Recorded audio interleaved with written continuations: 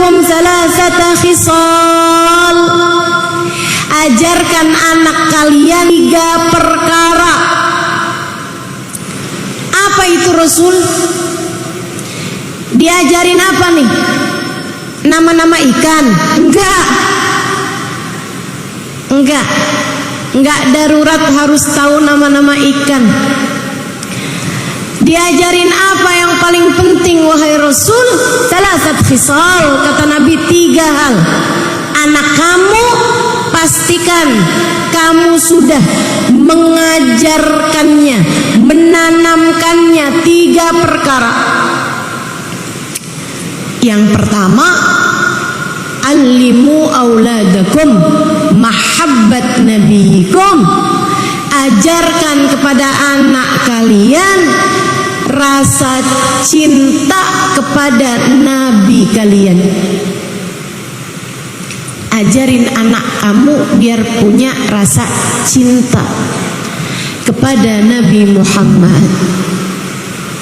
Itu 1. Yang kedua, alimu auladakum mahabbat ahli baiti. Kata Nabi, ajarkan kepada anak kalian rasa cinta kepada keluargaku, kepada anak keturunanku, kepada dzurriyyahku. Yang ketiga, alimu auladakum Al-Quran. Ajarkan kepada anak kalian Al-Quran. Dalam riwayat mahabbat qiraatil Quran. Ajarkan kepada anak kalian rasa cinta terhadap Al-Quran. Yuk kita bahas satu-satu. Apa yang disampaikan Nabi ini teman-teman dipraktekkan oleh orang-orang yang mendapatkan didikan langsung dari baginda kita Nabi besar Muhammad. Anak-anak dari kecil-kecilnya mereka cinta sama Nabi besar Muhammad. Ibu-ibu mereka buat anak-anak mereka mencintai Nabi Muhammad luar biasa. Bahkan kalau anaknya masih bayi suka dibawa sama bapaknya, kalau bapaknya lagi duduk-duduk bersama dengan Nabi besar Muhammad. Kalau lagi ada majelis gitu barengan sama Nabi, mereka suka bawa anak-anaknya, bayi-bayinya. Nabi, Bu, kalau ngelihat anak kecil suka diambil sama Nabi. Sini. Didudukin di pangkuan Nabi. Sampai saya baca di dalam kitab, kalau nggak salah Bushrul Karim apa ya, salah satu dari kitab-kitab fikih, ada 14 anak yang pernah kencing di pangkuan Nabi Muhammad. Kebayang nggak? Kalau pernah dikencingin sama 14 anak bayi, yang digendong berapa banyak kira-kira? Betapa seringnya Nabi Muhammad memperlakukan anak-anak kecil dengan perlakuan yang sangat-sangat indah. Yang bayi-bayinya digendong. Kalau udah agak besaran, anak-anak itu kalau ketemu sama Nabi Muhammad, mereka mendekat, mereka ucap salam. Kadang-kadang juga Nabi yang duluan ucap salam. Nabi pernah lewat di jalanan, kelihatan ada anak kecil lagi mainan air, 2 tahun, 3 tahun, mainan air, ada air masukin, semburin, sembur-sembur. Nabi jalan ngeliatin nih anak kecil lagi mainan sendirian. Kesian Nabi sama dia. Walaupun Nabi sibuk, tapi Nabi selalu menyempatkan diri untuk bermain dengan anak-anak. Ini juga satu perhatian para ibu, jangan sok sibuk sama anakmu. Udah deh nak, situ aja, udah kerjain aja tuh, kerjain sini. Mama nih lagi sibuk scroll Shopee. Mau beli satu kerudung aja udah 3 hari nggak ketemu juga. Sampai keranjang belanjaannya 99 plus. Ada yang begitu di sini? Mana orangnya? Anak kamu buat mainan sendiri, kadang sibuk dengan gadgetnya. Biar nggak ngerepotin orang tuanya, kamu kasih tab, kamu kasih handphone, kamu setelkan televisi. Nggak gitu caranya muslimah, nggak gitu caranya mukminah. Anakmu amanat dari Allah Subhanahu wa taala untuk kamu perlakukan dengan seindah-indahnya. Nabi kurang sibuk apa teman-teman? Tapi ngelihat anak mainan sendirian, Nabi gak sampai hati. Nabi ikut main bersama dengannya. Nah, kamu sibuk apa sih? Ayolah, Ustazah, saya sibuk mempersiapkan masa depan anak-anak saya. Saya harus kerja Ustazah, persiapkan sekolahnya, biaya kehidupannya. Bu, jangan sampai kesibukanmu memikirkan masa depan anakmu, kesibukanmu mempersiapkan masa depan anakmu, membuatmu kehilangan anakmu di masa sekarang. Jangan sampai kesibukanmu mempersiapkan masa depan anakmu membuat anakmu kehilangan dirimu di masa sekarang. Camkan itu. Nyesel kamu nantinya. Betapa waktu begitu mudah berlalu. Tiba anak-anak muda besar. Dari anakmu yang selalu kepengen ikut kemana kamu pergi, tiba-tiba kamu sudah ada di masa di mana kamu berharap anakmu ikut kamu dan dia menolak ajakanmu. Betul? Gak usah deh mah, gak usah ikut ya mah. Ya Allah, ayo, jangan sibuk untuk anakmu.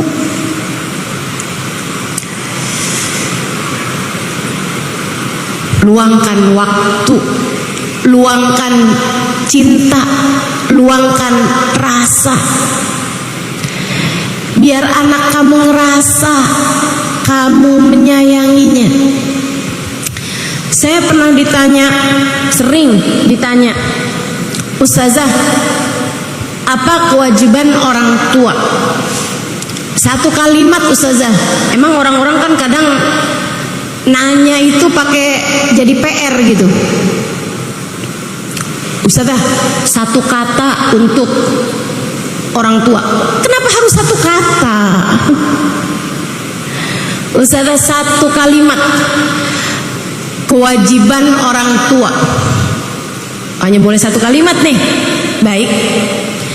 Kewajiban orang tua paling utama adalah mengenalkan kasih sayang Allah dan Rasulnya dalam kehidupan sang anak lewat kasih sayangnya kepada mereka.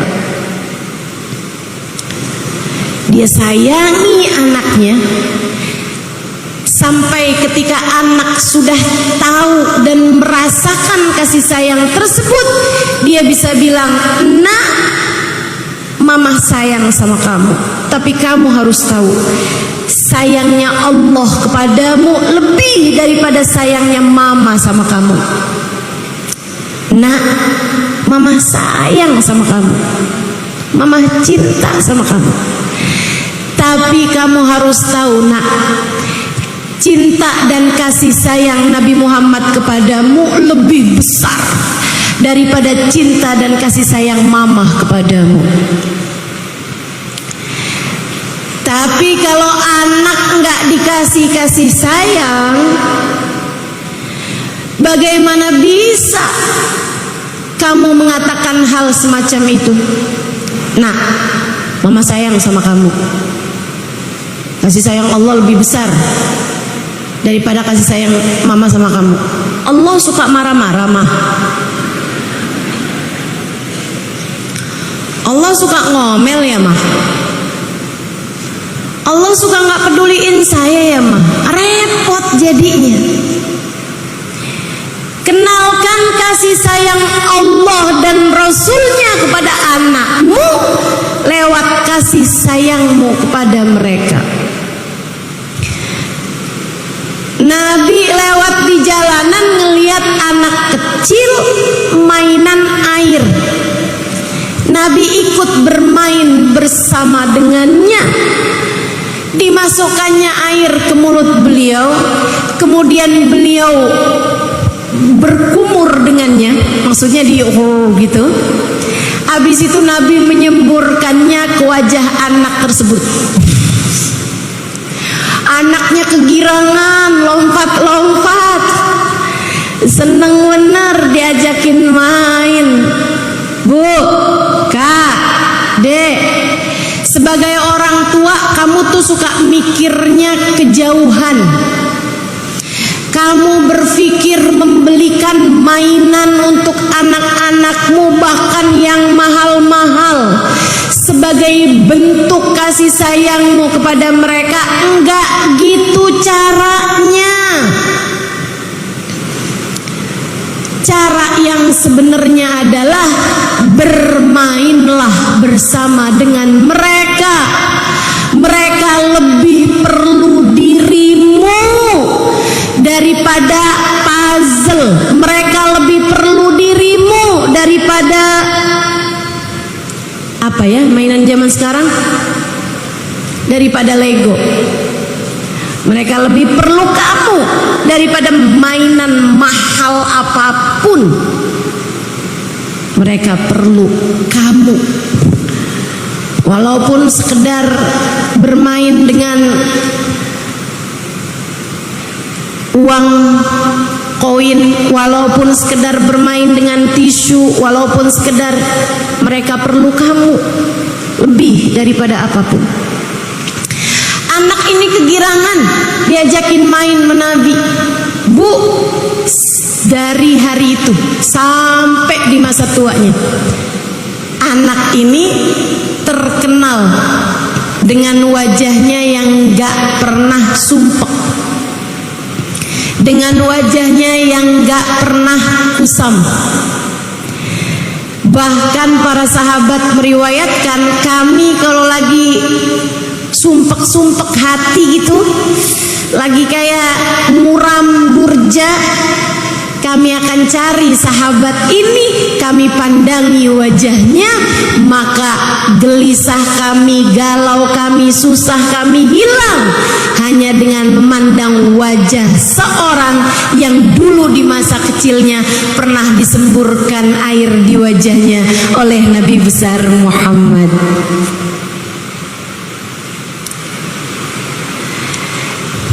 Tak ada hal indah yang dapat kamu berikan kepada anakmu selain kenangan manis. Catat itu, penting. Kamu pengen ngasih hal paling indah buat anakmu, bukan bukan hadiah mahal-mahal, bukan juga pemberian-pemberian besar, tabungan buat masa depan mereka. Enggak ada yang lebih berharga daripada memori kebersamaan indah antaramu dengan mereka. Jadilah rumah tempat anak merasa nyaman denganmu. Ibu-ibu, teman-teman sekalian yang saya muliakan, kita lihat lagi perlakuan Nabi Muhammad kepada anak-anak, biar kita bisa contoh untuk kita praktekkan kepada anak kita dan kita praktekkan kepada anak-anak yang lain. Bukankah Nabi Muhammad adalah suri tauladan bagi kita semuanya? Nabi pernah lewat di jalanan, kelihatan ada seorang anak kecil, poninya lucu sekali. Nabi gemes bermain-main dengan poni anak ini. Kemudian Nabi Muhammad menyebul-nyebulnya. Apa nih bahasanya ya? Disebul. Tahu ya? Iya, ditiup. Ditiup, maaf ya, saya orang Jawa. Ditiup-tiup sama Nabi poninya tersebut. Terbangan poninya, ditiupin sama Nabi Muhammad sallallahu alaihi wasallam. Niupnya tapi kayak ada ludah-ludahnya gitu. Ibu-ibu sekalian, sejak hari itu sampai di masa tuanya, anak ini dikenal dengan anak yang selalu ada aroma wangi di ubun-ubunnya.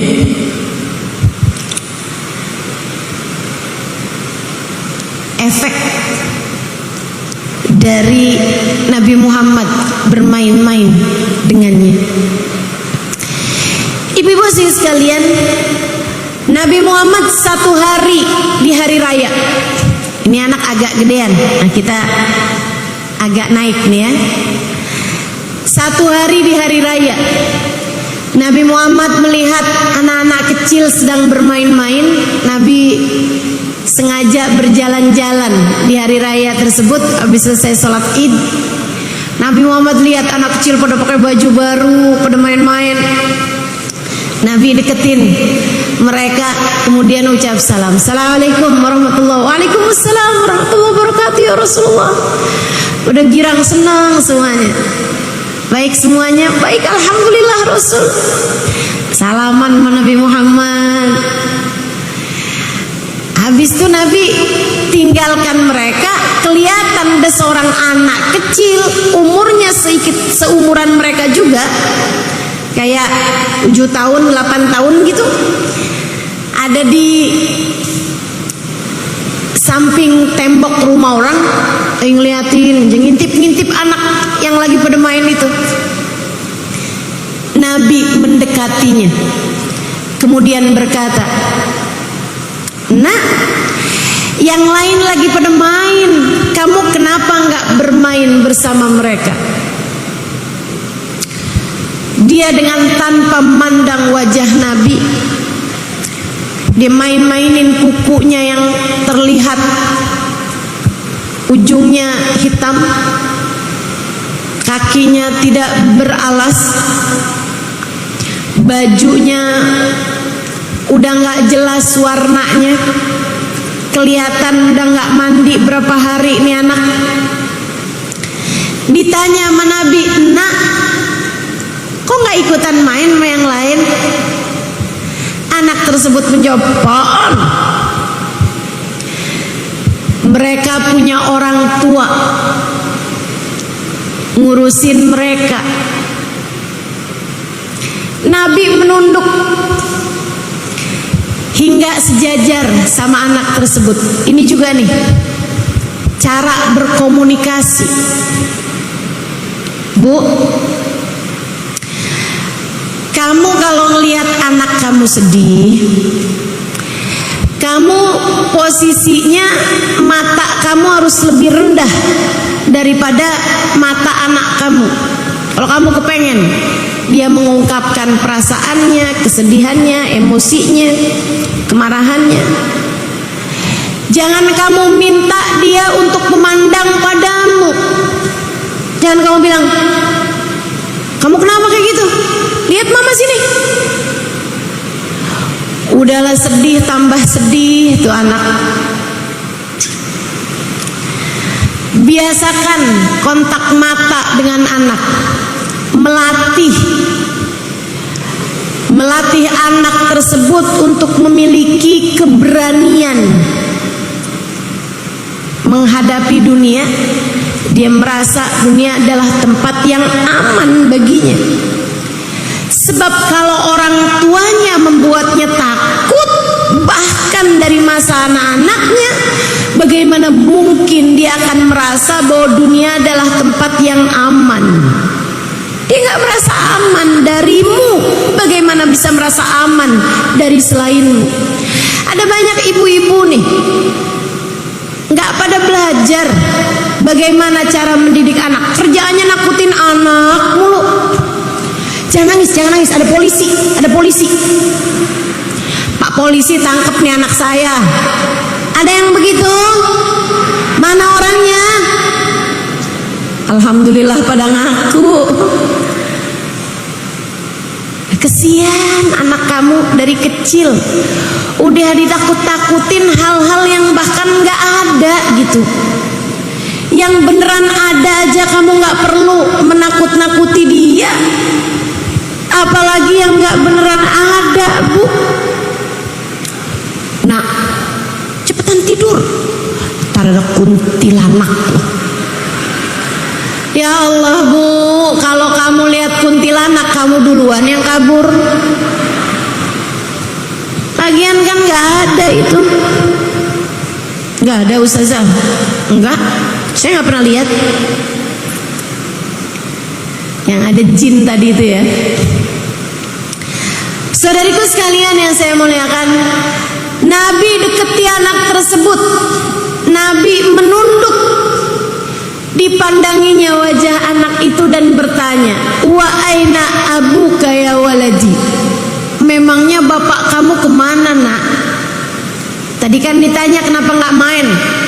Apaan? Mereka punya orang tua, punya bapak yang kasih mereka. Jadi Nabi nanya, memangnya bapak kamu kemana, sayang? Anak tersebut menjawab, Abi mat lamma ghaza ma'a Rasulillah. Bapak saya udah mati waktu pergi perang sama Nabi. Dia bahkan gak tahu bahwa yang nanya kepadanya adalah Nabi Muhammad. Wa aina ummuka ya waladi? Ibu kamu kemana, nak? Ummi tazawwajat. Ibu saya udah kawin lagi. Udah gak peduli lagi sama saya, punya keluarga yang baru. Perhatian buat para janda.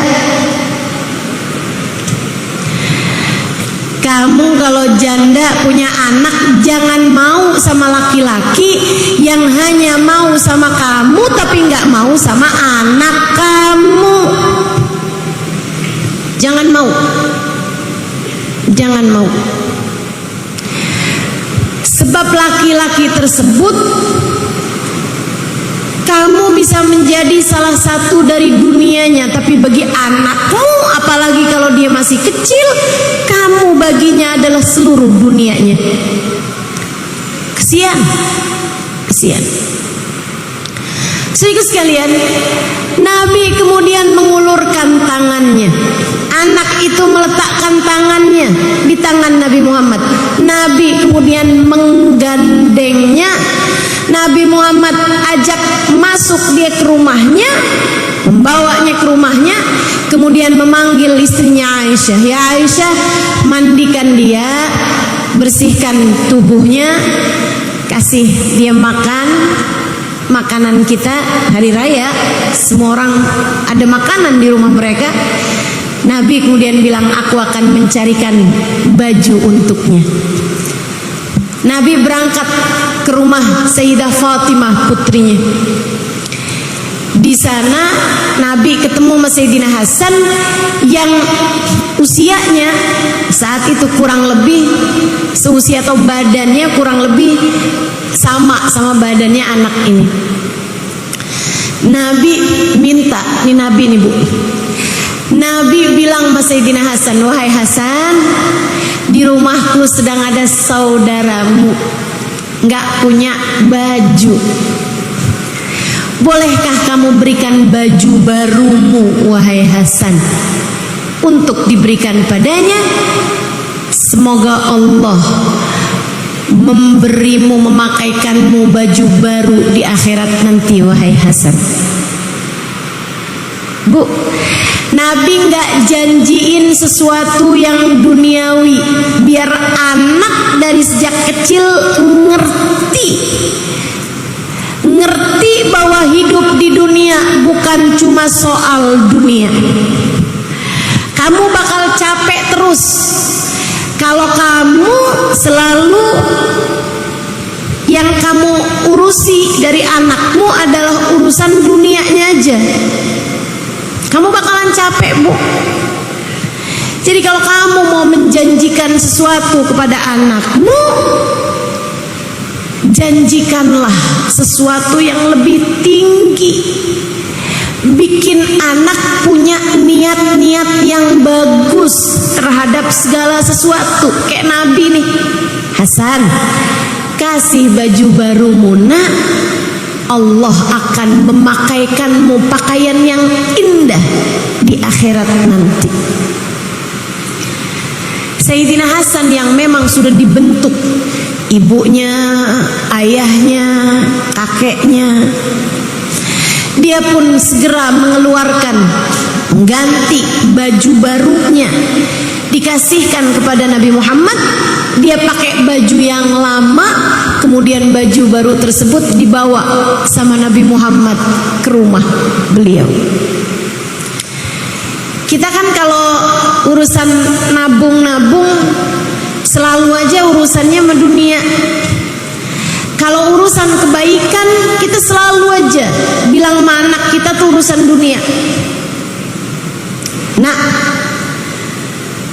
kalau kamu belajar, kamu nanti pinter, lulus sekolah, hasilnya bagus, mama akan kasih kamu hadiah. Selalu aja urusan-urusannya itu yang duniawi. Siapa di antara kita yang menjanjikan kepada mereka sesuatu yang ukhrawi? Nah, belajar yang rajin, belajar yang pinter, biar kamu bisa jadi umat Nabi Muhammad yang bermanfaat. Katanya ya nak, Nabi Muhammad bilang, sebaik-baik umatku adalah yang paling bermanfaat kepada yang lainnya. Nah, jadilah bermanfaat, biar Allah sayang sama kamu, Nabi Muhammad sayang sama kamu. Kalau Allah, Nabi Muhammad sayang sama kamu, beres semua urusan nak, di dunia maupun di akhirat. Gitu. Saya ingat saya punya guru. Dulu kalau pagi-pagi anaknya sekolah SD, satu kiai saya di Jawa, dia kasih sama anaknya itu uang. Istrinya ya, istri kiai saya, dia kasih anaknya nih uang. Terus dia bilang, nak, yang ini nih nak ya, buat kamu jajan. Yang ini buat kamu tabung. Dari mama, buat jadi tabungan mama, tabungan kamu juga. Ini kamu tabung ya nak ya. Maksudnya gimana mah? Kasihin sama temen kamu yang gak punya. Kasihin sama kalau kamu ketemu pengemis di jalanan, kalau kamu ketemu orang susah di jalanan, kasih ini nak, uang yang ini, biar jadi tabungan kita berdua ya nak ya. Semoga di hari akhirat nanti Allah selamatkan kita. Begitu seharusnya orang yang beriman mengaitkan kehidupan dunia dengan kehidupan akhirat. Saudaraku sekalian, Nabi pulang ke rumahnya bawa baju lebaran tersebut. Sampai di rumah Sayyidah Aisyah udah selesai memandikan anak ini, disabunin, dikeramasin. Habis itu dipotongin kuku-kukunya. Habis itu disuapin makanan. Habis selesai, Nabi Muhammad datang bawa pakaian tersebut dipakaikan kepadanya pas muat. Habis itu Nabi Muhammad bilang sama dia, sesudah sekarang mukanya jadi kelihatan cakep, ada binar matanya, seneng, bahagia. Nabi kemudian deketin dia. Nabi Muhammad pandang matanya kemudian berkata, "Nak, mulai hari ini jangan sedih lagi ya nak ya." Bu, bukankah kamu lebih sering berkata kepada anakmu, jangan nakal? Bukankah kamu lebih sering mengancam anakmu, awas ya kalau jajan sembarangan? Pernahkah kamu duduk berdua dengan anakmu dan berkata, "Nak, jangan sedih lagi mulai hari ini"?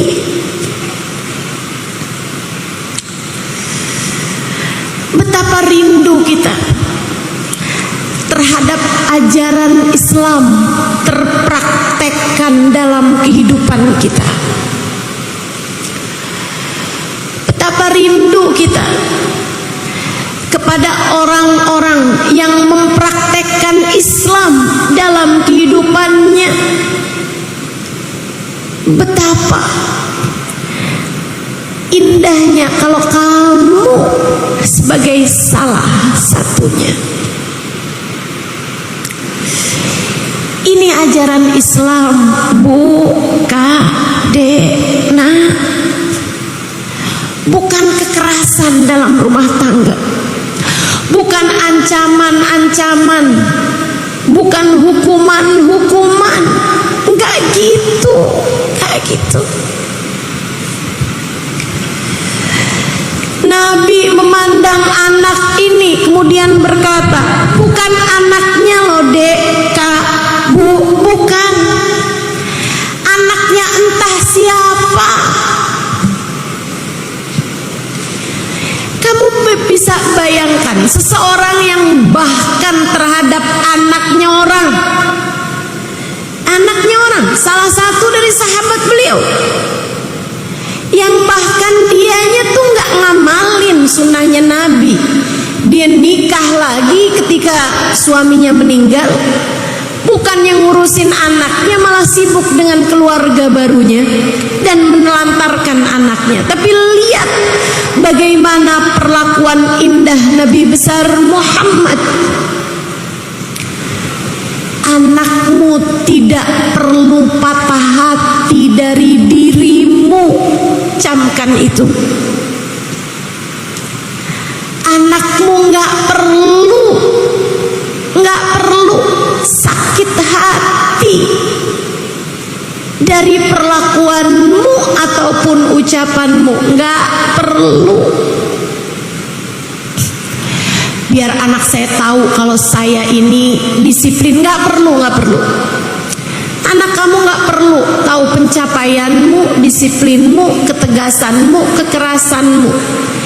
Anakmu perlu kasih sayangmu. Anakmu perlu kasih sayangmu. Kalau saya sayangin Ustazah, anak saya ntar manja. Siapa bilang? Ibu, kamu perlu tahu, saya seumur hidup nggak pernah tahu rasanya dipukul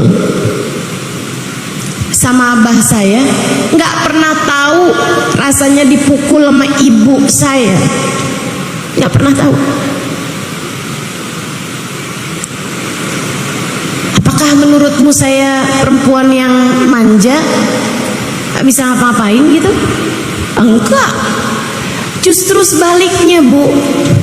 Tak ada yang lebih diperlukan anak-anakmu daripada kasih sayangmu. Nabi pandangin anak ini. Kemudian Nabi Muhammad Muhammad berkata, jangan sedih lagi ya nak mulai hari ini, sebab untukmu telah digantikan. Aku adalah ayahmu sekarang. Wanita yang memandikanmu tadi, Aisyah, adalah ibumu mulai sekarang. Putriku Fatimah adalah saudarimu mulai sekarang, kakakmu mulai sekarang. Waduh, girang banget, seneng banget. Dia langsung pamitan mau main barengan sama temen-temennya.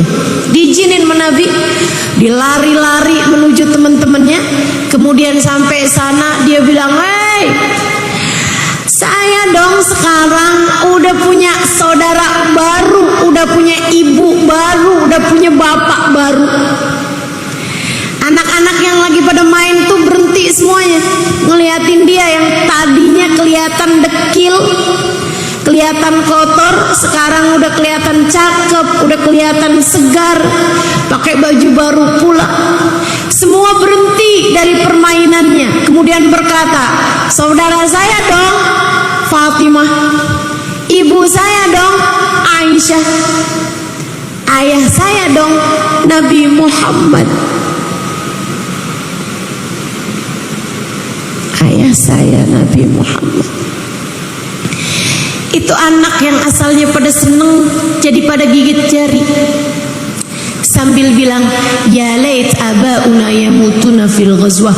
Wah, coba ya bapak saya juga mati waktu pergi perang sama Nabi.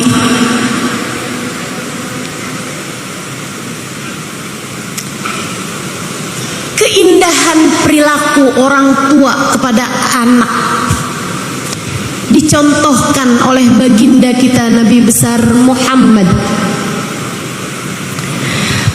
Saudariku sekalian yang saya muliakan, bahkan Nabi itu kalau ada sahabatnya yang meninggal dunia di medan perang dan sahabat tersebut punya anak-anak kecil atau remaja, belum menikah gitu maksudnya, Nabi akan mengambil tugas penting berupa menyampaikan kabar duka kepada keluarga. Dan itu ibu-ibu sekalian bukan main-main. Tugas menyampaikan duka kepada keluarga bukan main-main. Jangan salah-salah. Jangan salah-salah. Karena kalau salah-salah traumanya, kesedihannya bisa panjang. Kita tuh bahkan disuruh ketika menyampaikan kabar duka tuh ada ilmunya. Jangan menyampaikan kabar duka di saat orang tersebut lagi lapar. Kalau kamu tahu dia mungkin sedang lapar, sebelum kamu sampaikan kabar duka, kasih makan dulu. Sampai dikasih ajaran dalam Islam. Kenapa? Orang bu kalau habis dengar kabar duka lupa melapar, bisa-bisa nggak makan-makan, yang akhirnya bisa-bisa pingsan, sakit, bahaya keadaannya. Menyampaikan kabar duka ini bisa jadi salah satu cara biar orang menerima kabar dukanya nggak jadi hantaman tapi sentuhan. Sebaiknya kalau kamu menyampaikan kabar duka, sekalian siapkan bahu dan pelukan untuk menenangkan. Dan itu yang dilakukan baginda kita Nabi besar Muhammad. Ibu-ibu sekalian, waktu perang Mu'tah, Nabi Muhammad datang ke rumah Sayyidina Ja'far bin Abi Talib, saudara sepupu beliau, abangnya Sayyidina Ali bin Abi Talib. Sayyidina Ja'far lagi punya anak kecil-kecil banyak bu, dengan istrinya Asma binti Umais. Nabi datang ke rumahnya, kemudian disambut sama Asma. Ketika Ketika Asma datang menemui Nabi, keluar pula lah anak-anaknya. Sesudah anak-anaknya kumpul semuanya, Sayyidah Asma nanya, binti Umais ya, bukan binti Abu Bakar. Karena Sayyidah Asma binti Abu Bakar kawinnya sama Sayyidina Zubair ibn al-Awam. Yang ini Asma binti Umais kawin sama Sayyidina Ja'far bin Abi Thalib. Ya Rasulullah, kau datang ke rumah kami menyampaikan berita apa wahai Rasul? Nabi Muhammad menjawab, aku ingin menyampaikan kepadamu kabar tentang Ja'far bin Abi Thalib. Asma karena sudah dewasa, dilihatin wajah Nabi, kemudian berkata, adakah dia tak akan kembali lagi wahai Rasul? Nabi Muhammad mengangguk. Asma segera menutup mulutnya, kemudian masuk ke dalam rumahnya karena dia pengen nangis kan, dan dia nggak mau tangisannya sampai mengganggu Nabi Muhammad SAW. Dia masuk ke dalam kamarnya, tinggal anak-anaknya. Nabi Muhammad kemudian segera mendekati mereka dan memeluk semuanya. Nabi Muhammad memeluk semuanya, kemudian berkata, nah, mulai hari ini aku menjadi ayahmu, menjadi ayah kalian. Tiap kali kalian rindu kepada ayah kalian, datanglah ke rumahku. Rumahku selalu terbuka untuk kalian. Setiap kali kalian pengen deket sama ayah kalian, mau apapun aja itu, datanglah kepadaku. Aku akan siap untuk kalian semuanya. Ayah kalian sudah berpulang kepada Allah. Anaknya nangis, tapi nangisnya di pelukan Nabi Muhammad. Dan betapa indahnya sebuah musibah yang digantikan dengan sebuah kenyamanan yang jauh lebih indah.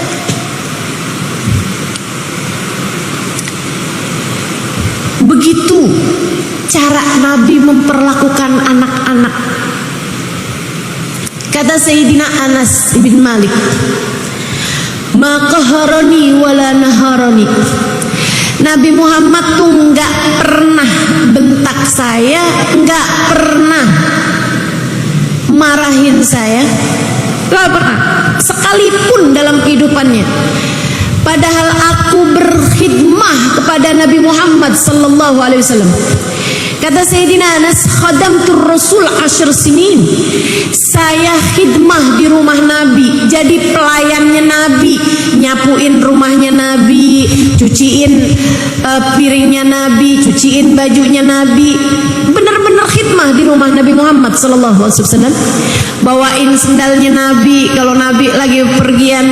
Sebelum tugas itu diambil oleh Sayyidina Ibnu Mas'ud.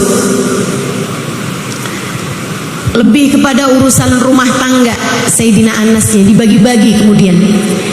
Saudara sekalian, katanya Anas, saya khidmah sama Nabi 10 tahun, dari Nabi Muhammad datang sampai Nabi Muhammad wafat di Madinah. Karena Anas orang Madinah. 10 tahun itu tidak sekalipun Nabi membentak saya. Tidak sekalipun Nabi Muhammad memarahi saya. Bahkan kalau saya bikin salah, misalnya memecahkan sesuatu, kalau ada keluarganya yang mau marah, Anas, kenapa kamu pecahkan ini? Nabi Muhammad bilang, da'uh, illam yuridillahu an yaf'ala lama fa'al. Jangan dimarahin Anasnya, biarin. Kalau Allah tidak menghendaki barang itu pecah, nggak akan pernah pecah.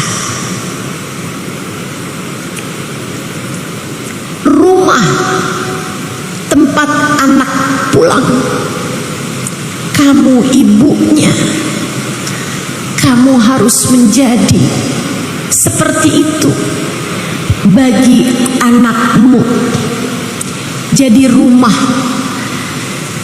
tempat pulang bagi hati anak-anakmu, tempat ternyaman bagi hati anak-anakmu.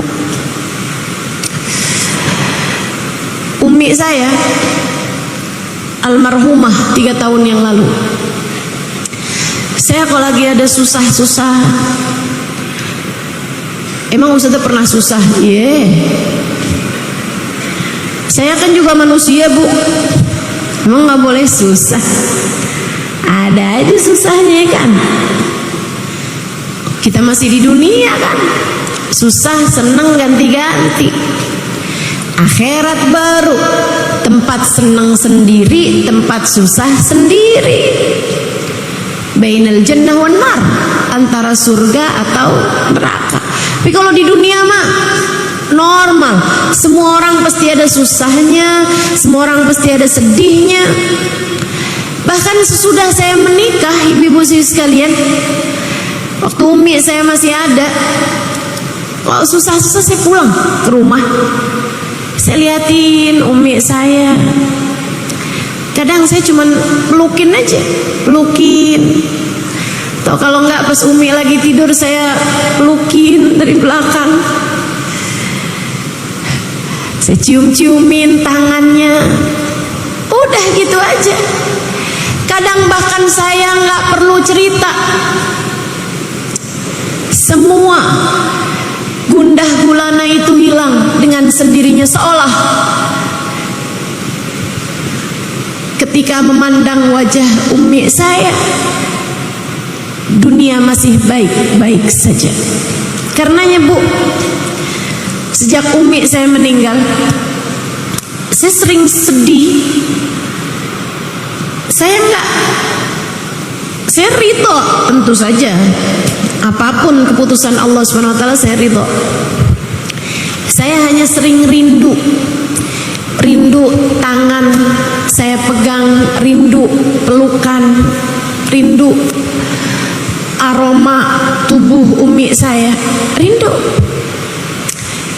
tengadah tangannya, rindu untuk dia bilang, nggak apa-apa Im, apa-apa, cuman dunia aja kok. Umi saya, nggak apa-apa, sering banget bilang begitu, nggak apa-apa.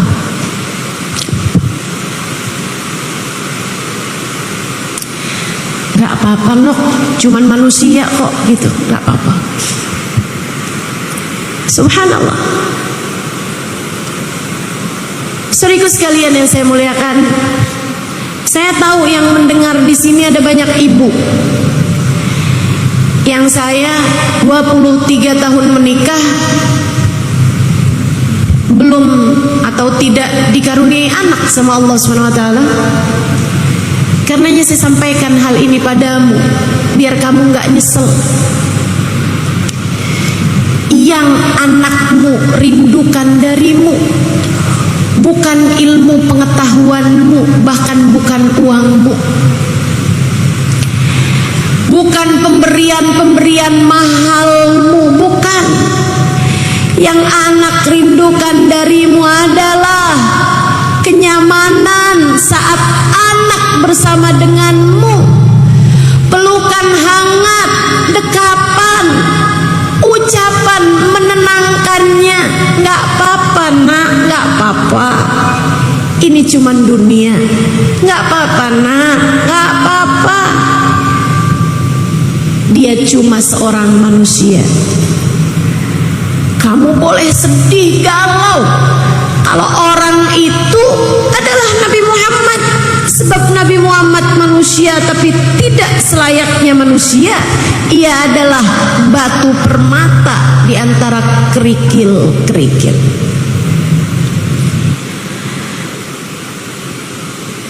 Saudariku sekalian yang saya muliakan, Sayyidina Anas Dia bilang sekali aja Nabi Muhammad menegur saya. Kapan itu? Saya dikasih pesen sama Nabi, Anas, tolong ya Nas, kamu pergi ke rumah Fulan bin Fulan, amanat saya nih, sampaikan sama dia. Lebih ya Rasulullah. Nas, umurnya mungkin waktu itu 13-12 tahun gitu Anas. Nas, lebih Rasul, saya buru-buru Nas, ini hajat darurat penting, yang cepet ya Nas. Lebih Rasul, Anas, cepet ya Nas. Iya Rasul. Kata Anas, karena Nabi bilangnya cepet ya, saya sampai lari. Lama-lama capek, jalan pelan, lama-lama capek, jalan pelan. Saat itulah Anas lihat temen-temennya lagi pada main. Anas penasaran, apaan sih itu? Kerumunan. Dia pun masuk sampai di area permainan. Ternyata seru banget. Anas transit di situ. Anas mangkal di situ. Lupa sama pesennya Nabi Muhammad sallallahu alaihi wasallam. Anas terus ngeliatin, kalau ada yang menang, ya, kalau nggak menang, nggak ikut main, cuman nontonin orang-orang pada main. Tinggal Nabi aja di rumah. Lama bener si Anas.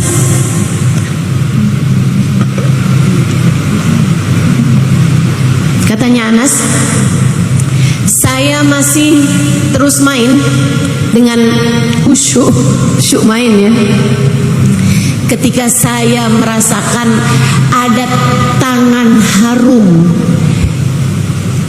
yang menutupi mata saya. Seraya berkata, Ainal wasiya Anas, Ainal wasiya Anas. Mana yang saya pesenin tadi Nas? Mana yang saya pesenin tadi Nas? Dia bilang, saat itulah saya ingat pesennya Nabi Muhammad tadi. Saya pun berbalik dan saya dapati Nabi Muhammad tersenyum. Saya bilang, sekarang ya Rasulullah. Saya kemudian kabur dari situ. Tuh cara Nabi Muhammad menegur, indah.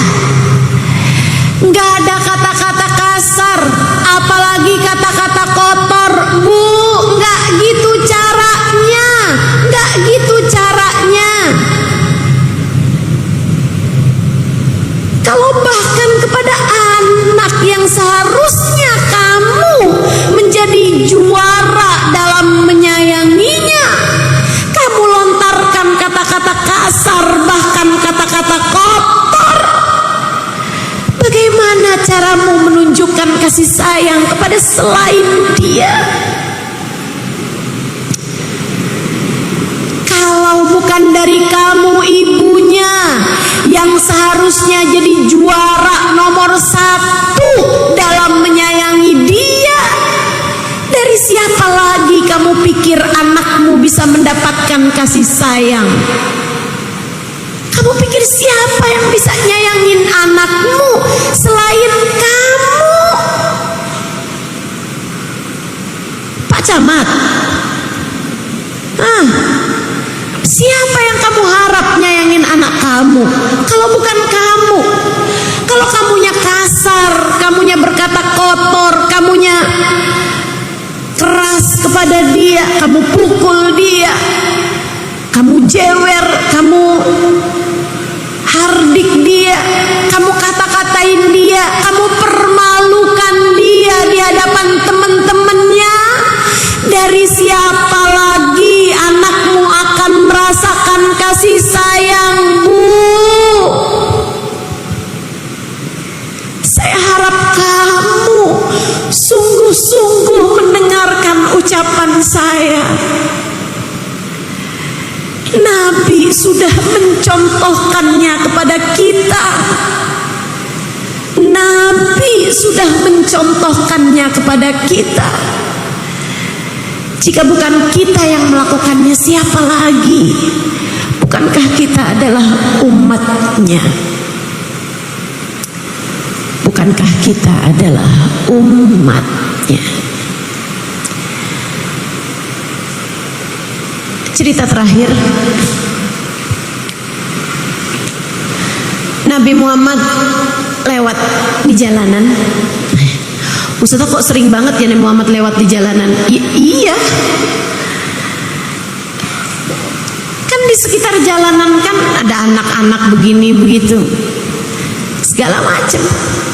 Nabi lewat di jalanan. Ketika beliau melihat ada seorang anak kecil lagi mainan burung. Nabi deketin dia, disapa sama Nabi. Assalamualaikum. Waalaikumsalam warahmatullahi wabarakatuh ya Rasulullah. Lagi apa kamu nak? Rasul, suara burung saya cakep banget dah Rasul. Sini deh Rasul. Nih liatin Rasul. Suaranya cakep banget kan Rasul? Nih main-mainan sama burungnya. Burungnya bersenandung, berkicau. Burungnya berkicau. Kata Nabi, nak, kamu tahu nggak? Burung itu nggak lagi berkicau. Terus lagi apa Rasul? Lagi berzikir, nak. Nabi kemudian membawakan ayat Quran, tidak ada sesuatu di atas muka bumi ini, tidak di bumi ataupun di langit, kecuali semua bertasbih kepada Allah Subhanahu wa taala. Walakin la tafqahuna tasbihahum, hanya saja kalian yang tidak memahami suara tasbihnya. Oh gitu Rasul. Jadi ini burung saya bukan berkicau tapi lagi berzikir ya Rasul. Iya nak. Makasih Rasul. Nabi jalan. Cukup besar anaknya, kayak di atas 12 tahunan gitu, di atas itu. Sedikit sekalian yang saya muliakan, sampai satu hari burung ini mati. Burungnya ini mati. Sebelum itu si anak ini, karena memang Nabi Muhammad perlakuannya begitu indah kepada dia jatuh hati sama Nabi Muhammad, mengidolakan Nabi Muhammad. Kalau Nabi Muhammad lagi sholat jamaah, dia selalu ada. Kalau Nabi Muhammad lagi apa-apa, dia selalu ada. Anak belia ini, anak tanggung ini ya. Sampai Nabi itu setiap kali ngelihat dia, Nabi Muhammad bilang gini, ya Zuhair, mada fa'alan Nugair. Hai, nak, apa yang sedang dikerjakan burung kecilmu itu? Lagi berzikir Rasul. Burung saya lagi zikir. Seneng girang gitu. Satu hari burungnya mati. Sedih bener. Tapi orang di sekelilingnya kan gak ada yang ngerasain kesedihannya. Lah timbang burung doang segitunya. Bu, anakmu ketika ada beban-beban dalam kehidupannya, kamu jangan pernah mikir bahwa segitu aja loh kamu mikirinnya sampai kayak begitu. Saya kesian, ada banyak anak-anak yang bahkan terganggu sekolahnya, yang bahkan terganggu kehidupannya hanya karena mendapatkan bulian dari teman-temannya yang dia tidak bisa menceritakan kepada orang tuanya. Kenapa? Karena setiap kali dia bercerita apapun kepada ibunya, ibunya cuma bilang, alah cuma segitu aja. Ibunya meletakkan dirinya dalam posisi anaknya. Bu, ujian aja disesuaikan sama level sekolah. Allah tuh kasih ujian juga kayak begitu sama anak-anak kita juga. Ujian buat anak kamu terasa ringan bagi kamu, ya kamu udah emak-emak. Tapi buat anakmu ujian itu terasa berat bagi dia. Nggak ditemenin sama seorang anak yang populer di sekolah bisa jadi hantaman keras.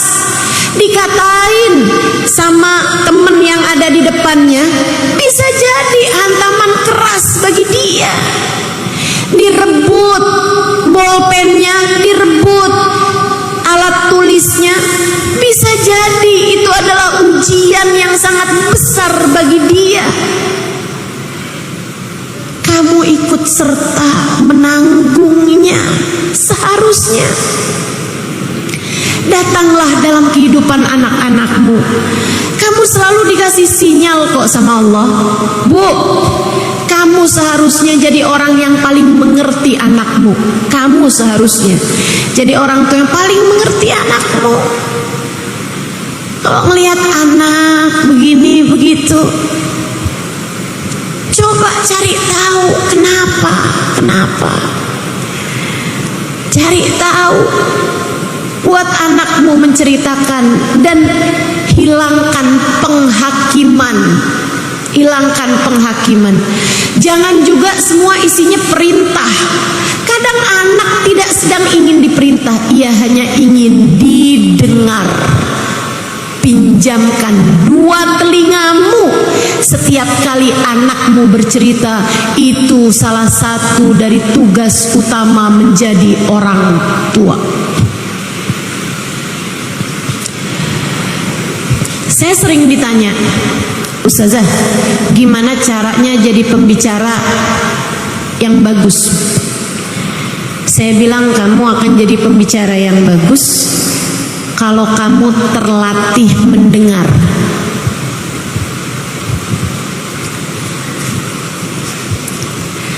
Kalau kamu terlatih mendengar, kamu bahkan bisa mendengar yang tidak disampaikan orang. Kayak saya nih, ngelihat muka-muka kamu, saya tahu ada yang lagi lapar di sini, ada yang lagi ngantuk di sini. Saya tahu ada yang lagi kegerahan di sini. Saya tahu ada yang pikirannya sedang kemana-mana. Ada yang lagi dari tadi itu pikirnya kayak gini. Saya emang gak terlalu perlu ilmu ini, saya belum punya anak. Ada tuh. Ada juga yang mikir kayak udah terlambat deh, anak saya udah gede-gede, udah pada kawin semua. Ada, gitu kan? Gak apa-apa bu, buat jadi muhasabah. Ilmu selalu indah. Apalagi dengan kamu saya ceritakan bagaimana perlakuan Nabi Muhammad kepada anak-anak. Bukankah itu sesuatu yang sangat indah? Saya tuh kalau dengerin cerita tentang Nabi Muhammad, saya mikir, ya Allah, beruntung banget saya punya Nabi Muhammad. Ya Allah, senangnya punya Nabi gak punya celah, punya Nabi gak punya cacat, punya Nabi dengan akhlak sempurna, punya Nabi yang relate buat semua dari kita, punya Nabi yang begitu penuh kasih sayang, punya Nabi yang kepadanya kita selalu bisa menjadikannya rumah tempat kita pulang, tempat ternyaman. Saat kita mendengar cerita tentang Nabi Muhammad, bukan? Tempat paling senang, keadaan paling menyenangkan ketika saya bercerita tentang Nabi Muhammad. Bagi kamu juga bukan? Tempat paling enak ketika kita dengar cerita tentang Nabi Muhammad. Kayak urusan-urusan dunia jadi jauh lebih ringan gitu. Kayak tempat healing paling strategis saat kita diperdengarkan tentang kisah-kisah indah baginda kita Nabi besar Muhammad. Saudaraku sekalian, burungnya mati. Ceritanya belum habis tuh. Keluarganya pada semacam, duh kamu urusan burung doang segitunya, udah berhenti nangis, gak usah nangis gitu, burung doang loh. Lagi kayak begitu, tiba-tiba ada yang mengetuk pintu rumahnya. Dia pun bergegas membukanya. Fa'idzan bih Rasulullah sallallahu alaihi wasallam qaimun amamal bab. Ternyata Nabi Muhammad berdiri di depan pintu. Assalamualaikum warahmatullahi wabarakatuh, kata Nabi Muhammad dengan tersenyum. Nabi tubuh ma tahaddatsa bi haditsin illa wa tabassam. Nabi kalau ngomong selalu diiringi dengan senyuman. Dia jawab, "Waalaikumsalam warahmatullahi wabarakatuh ya Rasulullah." Kelihatan sembab matanya habis nangis. Dia nanya, "Rasulullah mau ketemu Bapak?" "Enggak, saya mau ketemu kamu." "Rasulullah lagi lewat sini terus cari saya?" "Enggak, saya datang dari masjid. Mau ke rumah ini mau ketemu saya Rasul?" "Iya." "Oh, ada tugas Rasul?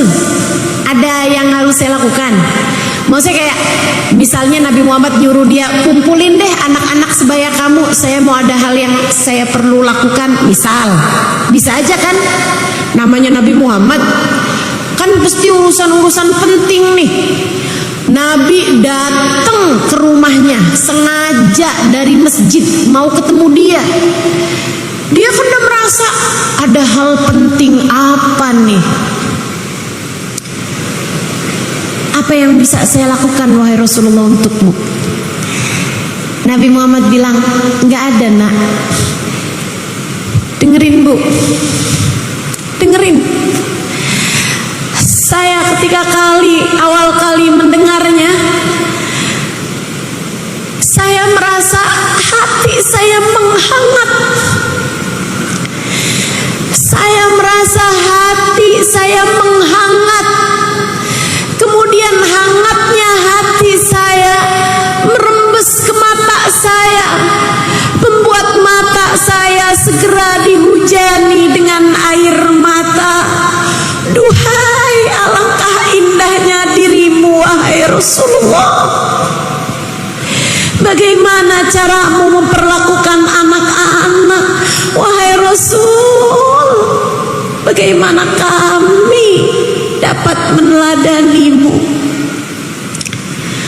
Bu, Nabi Muhammad menjawab, "Nah, aku dengar burung kesayanganmu mati, maka aku datang dari rumahku ke rumahmu untuk bertakziah kepadamu dan menghiburmu. Semoga Allah menggantikan untukmu kesenangan yang lain."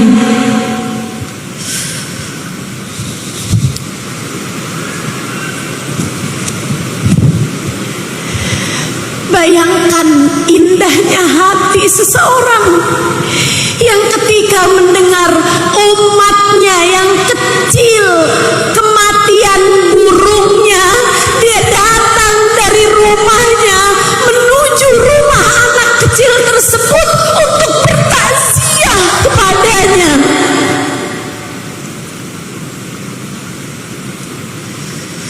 Wabil mu'minina raufur rahim. Terhadap umatnya beliau rauf, nggak tegaan. Rauf, kata orang Jawa, emanan, sayang gitu, mau orang sayang gitu. Rauf, rahim, penuh sayang, penuh cinta. Bagindamu Nabi Muhammad sallallahu alaihi wasallam. Yuk, kita akhiri majelis kita ini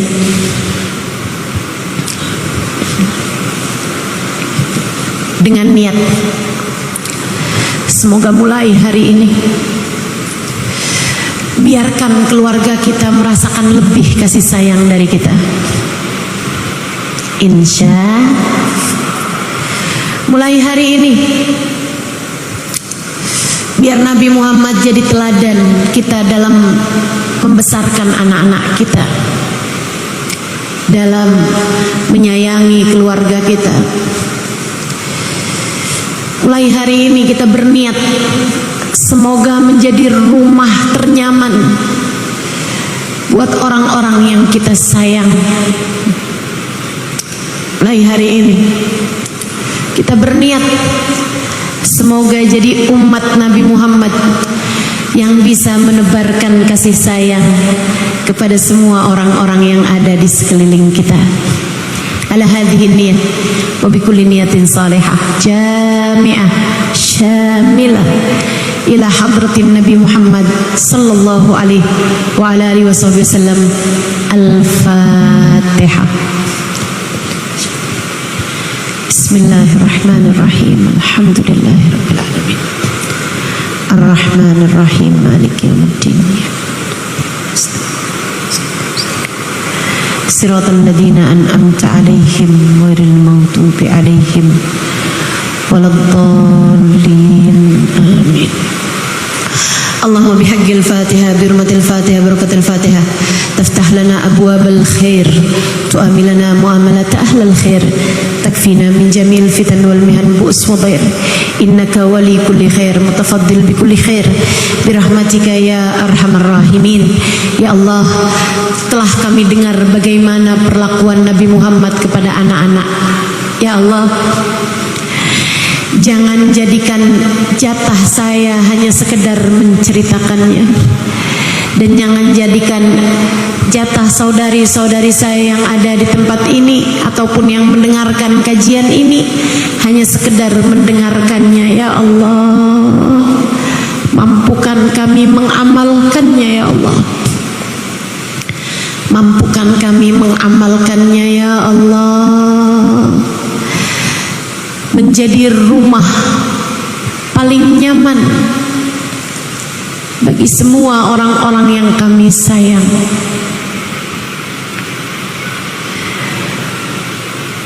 Menjadi tempat paling hangat bagi kembalinya hati orang-orang yang ada di sekeliling kami. Ya Allah, ya Allah, jangan jadikan jatah kami hanya sekedar menceritakan ataupun mendengarkannya. Ya Allah, mampukan kami untuk mengamalkannya. Ya Allah, dan kami pun mohon padamu. Ya Allah, rasakan kepada kami damai kasih sayang Nabi Muhammad untuk kami. Ya Allah, rasakan kepada kami damainya kasih sayang Nabi Muhammad untuk kami. Ya Allah, ya Allah, bukankah Nabi Muhammad selain Nabi dari para sahabat-sahabatnya adalah Nabi kami juga?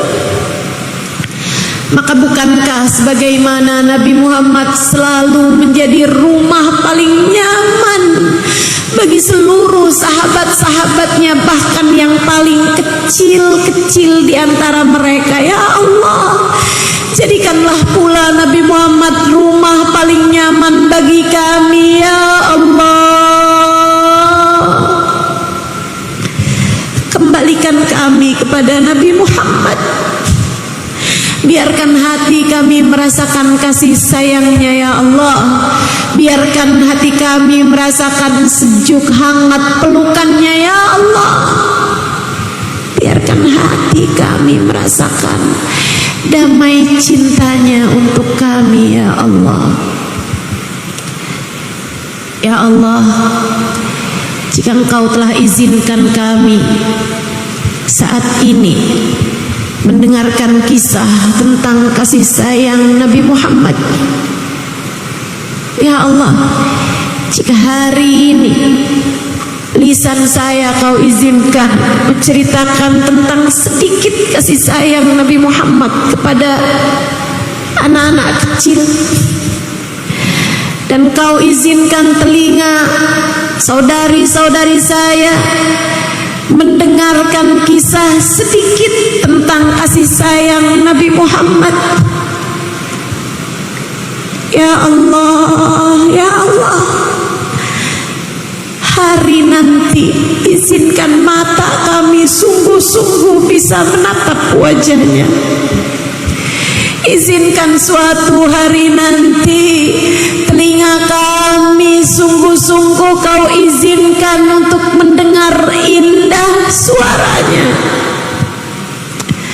Lisan kami ya Allah, izinkan untuk sungguh-sungguh dapat berucap salam langsung di hadapannya. Ya Allah, jangan halangkan kami dari Nabi Muhammad.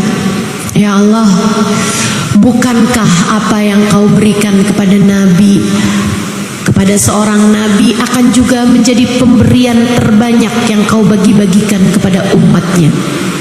Ya Allah, bagikanlah kasih sayang yang kau telah berikan kepada hati Nabi Muhammad.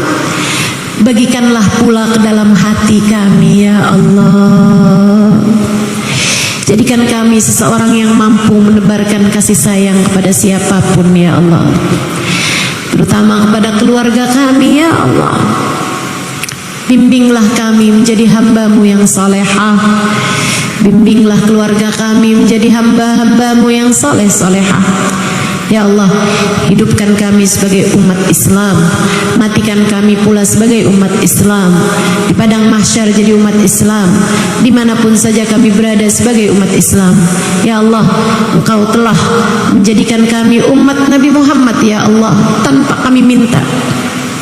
Maka jadikanlah kami semuanya sebagai umat Nabi Muhammad di saat ajal datang menjemput kami ya Allah, dan kami memintanya padamu. Masakah yang memberi tanpa diminta akan menolak ketika kami meminta? Ya Allah, apabila datang ajal menjemput kami, matikan kami dalam husnul khatimah. Jadikanlah kalimat terakhir yang keluar dari lisan kami adalah kalimat La ilaha illallah, La ilaha illallah, La ilaha illallah, Muhammadur Rasulullah sallallahu alaihi wasallam. Alaiha nahya wa alaiha namut wa alaiha nub'atu insyaallah ta'ala minal aminin alladzina la khaufun alaihim wa lahum yahzanun birahmatika ya arhamar rahimin bijudika ya ajwadal ajwadin innahu waliyyu dzalika wal qadir alaih. Ya Allah, berkahilah semua yang hadir. Yang sakit-sakit di antara kami sehatkanlah ya Allah. Yang sedang sulit di antara kami mudahkanlah ya Allah. Yang sedang sempit di antara kami lapangkanlah ya Allah. Hajat-hajat kami semuanya kabulkanlah ya Allah. Berkat baginda kami Nabi besar Muhammad sallallahu alaihi wasallam wa sallallahu ala sayyidina Muhammadin wa ala alihi wa sahbihi wasallam. Fadli subhana rabbika rabbil izzati amma yasifun wa salamun alal mursalin walhamdulillahi rabbil alamin. Taqabbalallahu minna wa minkum.